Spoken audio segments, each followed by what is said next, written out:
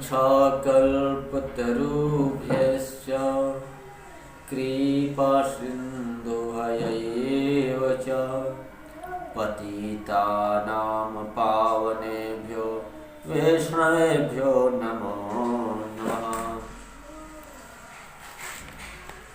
आज भोले शंकर मैया पार्वती को मनु और शत्रुपा का कथा का श्रवण करा रहे हैं।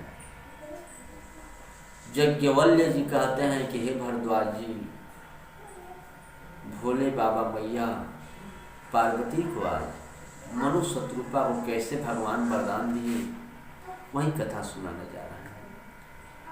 भगवान शंकर कहते हैं कि हे गिरिजा, प्रत्येक कल्प में भगवान ये अवतार लेते हैं और अनेक लीलाएं करते हैं, तरह तरह की लीलाएं करते हैं। प्रभु लीला करने के लिए ही तो अवतार लेते हैं और मुनियों के जो परम पवित्र काव्य रचना करके उस कथा को वर्णन करते हैं। जितने मुनि हैं ये अपने मुखार बिंद से काव्य रचना करके कथा कहकर संगीत बनाकर और उसका बखान करके और भक्तों के हृदय में उसको धारण कराते हैं। गोस्वामी जी रामचरितमानस में लिखे हैं, हरि अनंत हरि कथा अनंता, कहीं सुनहि बहुविधि सब संता। भगवान अनंत हैं, ब्रह्म हैं, उनकी कथाएं अनंत हैं, उनकी लीलाएं अनंत हैं, उसे कोई पार नहीं पा सकता। जितना जो जानते हैं उसके हिसाब से सुनते हैं और सुनाते हैं, भक्तों को आनंद प्रदान कराते हैं। जितना ही जानते हैं उतना ही में आनंद प्रदान कराने की कोशिश करते हैं।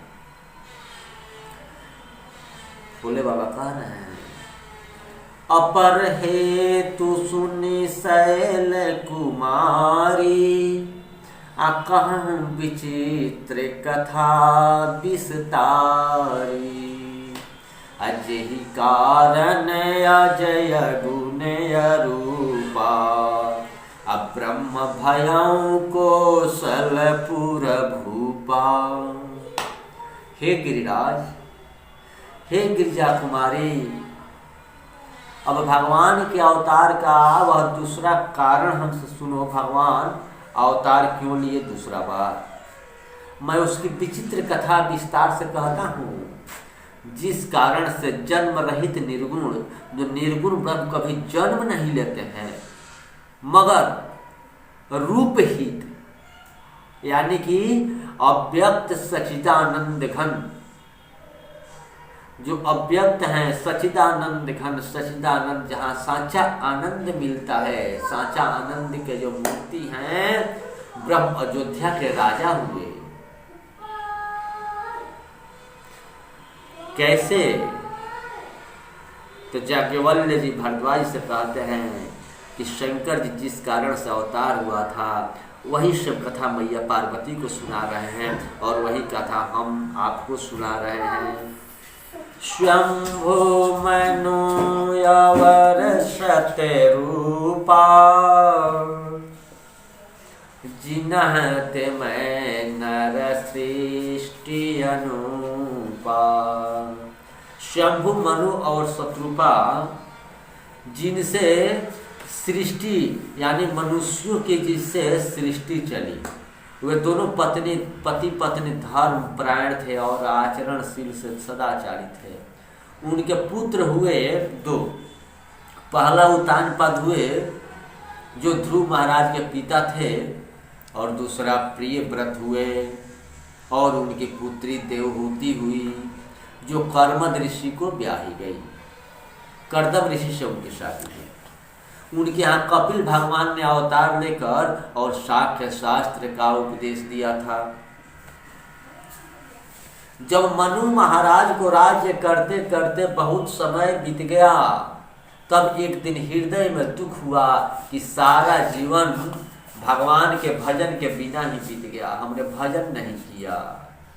बर बस राज सुतहि तब दिन नारी समेत गवन बन की नेहा। बहुत दुख हुआ तो क्या किए, अपने पुत्र को पुत्र राज लेना नहीं चाहते थे, मगर अपने पुत्र को बरबस राज सौंप दिए और तीर्थ राज्य नैमिषारण्य में, जहाँ बड़े बड़े ज्ञानी तपस्वी ऋषि मुनि और सिद्धों के समूह बैठकर और तपस्या करते हैं, वहाँ पहुँचे। वहाँ पहुंचकर गोमती नदी में स्नान किए।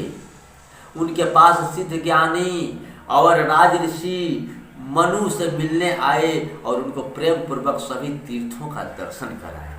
इसलिए कि वहाँ के राजा थे। राजा और रानी मुनियों जैसे वस्त्र पहनकर संतों के समाज में रहते थे और प्रतिदिन नित्य पुराणों का कथा श्रवण किए करते थे उस मुनियों के मुखार बिंद से। और क्या करते थे, और 12 मंत्र का जाप करते थे। ओम नमो भगवते वासुदेवाय, ओम नमो भगवते वासुदेवाय। प्रेम सहित जप किया करते थे इसी मंत्र का। भगवान वासुदेव के चरण कमलों में उन राजा और रानी का मन लग गया। वे आहार क्या लेते थे, तो साग खाते थे, फल खाते थे और कंदमूल का आहार लेते थे। कुछ समय बाद कंदमूल फल आहार को त्याग कर और जल के आधार पर तपस्या करने लगे। मन में यही अभिलाषा है कि वेद जिन्हें नेति नेति कहता है, उनके अंश से शिव, ब्रह्मा और विष्णु प्रकट होते हैं। ऐसे प्रभु अपने भक्तों के हितार्थ दिव्य शरीर धारण करते हैं। यदि यह वचन सत्य है तो वही प्रभु हमारी दर्शनों का यह अभिलाषा पूरी करें। 6 वर्ष तक जल के आधार पर रहकर तपस्या किए, फिर 7 वर्ष तक वायु के आधार पर रहकर तपस्या किए, फिर 10 वर्ष तक वायु का आहार भी छोड़कर एक पैर पर खड़े होकर और तपस्या करते हैं। ब्रह्मा जी, विष्णु जी और शंकर जी जब मनु महाराज के पास वर देने को बार बार आए, परंतु राजा रानी ने तप से नहीं दिए। ब्रह्मा जी और शंकर जी, विष्णु जी बार बार आते हैं मगर तपस्या से नहीं दिखते हैं, तपस्या में अडिग रहते हैं। उनका शरीर का हड्डियों का ढांचा रह गया, जितना मांस था शरीर का, पूरा शरीर का मांस गल गया था, सिर्फ हड्डी ही दिखाई देखा था।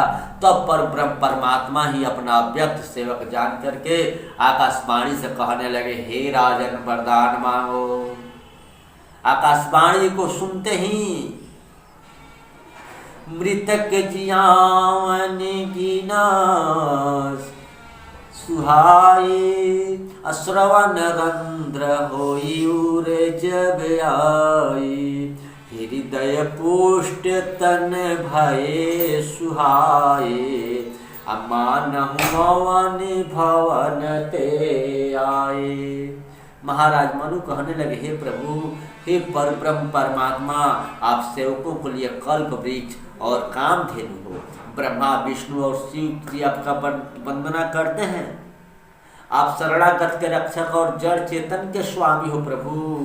यदि आप हम पर प्रसन्न हैं तो आपका स्वरूप शिव जी के मन में बसता है, जो काकभूषणी के मन रूपी मान सरोवर के हंस हैं। यह तथा वेद जिसका सगुण निर्गुण कहकर प्रशंसा करता है, तरह तरह से संत लोग उसका गायन करते हैं। देखहि हम स्वरूप भरी लोचन, कृपा करहु प्रणरति मोचन।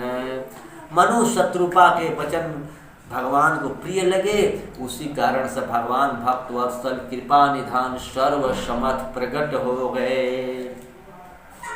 नील सरोरुह नीलमणि, अनिल निर्धर श्याम, अलाजहि तन शोभा निरखी, अकोटि कोटि सत्यकाम। उनका मुख कैसा है, भगवान प्रकट हो गए। उनका मुख जो है शरद ऋतु के चंद्रमा के समान गोल है, ओठ जो हैं लाल हैं, दांत जो हैं मोतियों की तरह चमक रहे हैं, नाक सूगे की ठोर की तरह है, गाल सुंदर है, ठोड़ी बहुत सुंदर है, जो नेत्र है नेत्र कमल के समान है, इसलिए उनको कमल नयन कहा जाता है। कानों में कुंडल है, सिर पे मुकुट है, भगवान को घुंघराले बाल हैं, हृदय पर श्रीवत्स चिन्ह और सुंदर बनमाला धारण किए हुए हैं। रत्न जड़ित हार है और मणियों की माला शोभायमान लग रही है। सिंह सा गर्दन है, सुंदर जनेऊ धारण किए हैं, भुजाओं में गहने हैं, कमर में तरकस, हाथों में धनुष बाण शोभा पा रहे हैं। छवि के समुद्र भगवान के रूप को देखकर मनु और शत्रुपा का मन नहीं भर रहा है, ये टिक निहारे जा रहे हैं प्रभु को। दोनों भगवान के चरणों का स्पर्श कर दंड की तरह गिर गए। भगवान तो उनके तुरंत ही उठा लिया और कहने लगे, आप मुझे प्रसन्न जान करके जो भी तुम्हारे मन में इच्छा हो वह वरदान मांग लो, तेरी सारी इच्छाएं पूर्ण करेंगे। मनु महाराज कहने लगे कि हे प्रभु, आप वरदान मांगने को कहते हैं, मेरी दशा उस प्राणी जैसी है जो कल्प वृक्ष के नीचे जाकर और अपनी दरिद्रता को मिटाने के लिए और धन मांगने में संकोच करता है। मांगने की मेरे पास कोई इच्छा नहीं रह गई, इसलिए कि जब आपका दर्शन हो गया तो मेरी सारी इच्छाएं खत्म हो गई, क्योंकि उसके प्रभाव को मैं नहीं जानता। हे दानियों, हे शिरोमणि कृपा निधान, मेरे मन का सच्चा भाव है कि मेरे आप जैसा पुत्र हो। तो भगवान बोले कि मेरे जैसा पुत्र अब हम उसको खोजने कहाँ जाएंगे कि जो मेरे जैसा है। आप उस सरिस खोजो कहाँ, जाए नृप तब तनय होब मैं आई। हे राजन, मैं ही आकर आपका पुत्र बनूंगा। फिर भगवान ने शत्रुपा से वरदान मांगने को कहा। शत्रुपा मैया बोली, भगवान जो महाराज ने वर मांगा है वह हमें भी बहुत प्रिय है, वही वर दे दो। हे प्रभु, अनेक भक्तों को अलौकिक सुख पाते हैं आपसे, परम गति को प्राप्त होते हैं, आप हमको भी दें। सोई सुख सोई गति सोई भगति सोई निज चरण स्नेहु, असोई विवेक सोई रहनी प्रभु, हम ही कृपा करी दे। हे प्रभु, वही सुख, वही गति, वही भक्ति, वही अपने चरणों से प्रेम, वही ज्ञान और वही रहन सहन कृपा करके हमें भी दीजिए। भगवान बोले, हे माता एवमस्तु, अर्थात आपकी मनोकामना पूर्ति करूंगा।